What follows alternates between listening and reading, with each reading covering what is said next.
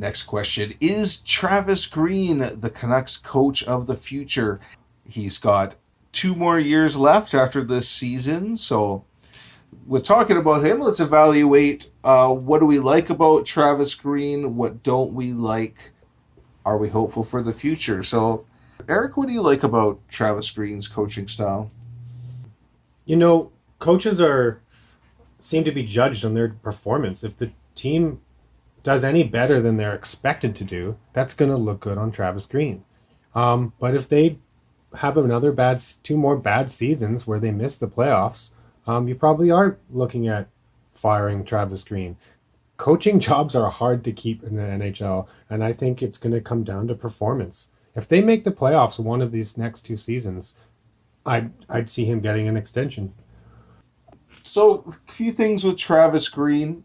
One thing I like about him is he was a high draft pick, eh? Like when he came in, he was a very highly touted prospect, and he came into the league and thought he was just gonna rip it up, uh, and then he struggled, and he had to learn. And he had a big ego. He was really cocky back then, and he had to learn that how hard he had to work, and he had changed his whole work ethic. Because at first he was kind of coasting on skill, but now he eventually he learned he had to work hard.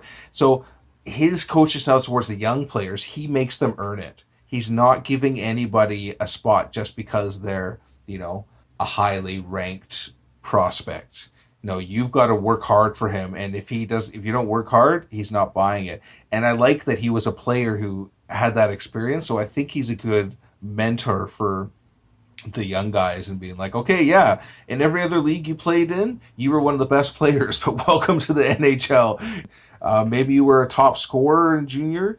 Now you're going to have to play more defensively. You're going to have to play how we tell you to play if you want to make it in this league. So, Yeah, it's like he doesn't really have tolerance for if you don't do what you're supposed to do. He like UC Jokinen last year mhm. and didn't give Goldobin very many minutes, and that pissed a lot of people off. I think it pissed me off a little bit. Yeah, But yeah, you're right, and that hopefully that kind of style of coaching pays off, and players learn, because that is, like you said, that's he learned how hard he needed to work. So hopefully his goal with the young players pays off. right. So that's something interesting to watch. I agree. But then the flip side of that is that, yeah, sometimes it seems like he doesn't give young guys a lot of opportunity. So there's been times where, like last year, younger players, they haven't got a lot of minutes, and they're getting benched and not playing that much. And he'd rather play veterans instead, who are more reliable, right? But that drives us crazy because, UC Jokinen. yeah, you see, okay, right? That you're not gonna.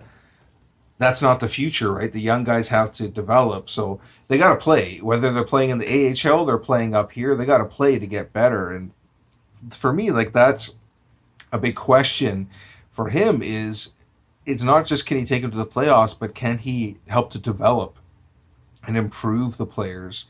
And they have to get time to play. So that's one thing I don't really like about him. Is sometimes he doesn't give up that much opportunity because the thing is, I think he kind of is one of these coaches has this in mind that they want to win.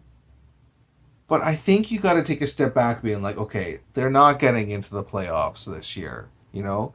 So is it really about playing the best players all the time? It's like, well, no, you got to give some of the younger players more of a chance, right? Like Paul Maurice in Winnipeg Jets. His coaching style, they said they played the young guys a lot and lived with their mistakes and used their mistakes as learning opportunities, right? So that's kind of an opposite coaching style.